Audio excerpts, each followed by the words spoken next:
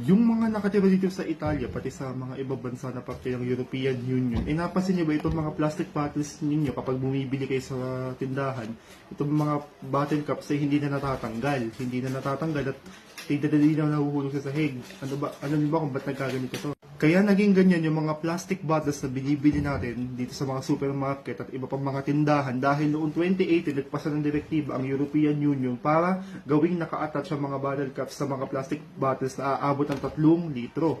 Ito yung ginawa nila para maiwasan yung maitapon lamang sa kung saan-saan itong mga bottle caps na ito, malaglag kung saan-saan at hindi na nare-recycle kasama ng mga plastic bottle. At ayun nga, noong 2018 ipinasa itong direktiba na ito at bago mag-summer ngayong 2024, ang deadline ito para mag-comply lahat ng mga members ng European Union. Kaya dito sa Italia, bago mag-summer ngayong taon, ay unti-unti na naging ganito yung mga bote. Hanggang noong July, bandang July, talaga namang mapapansin na natin ay lahat na ng bote halos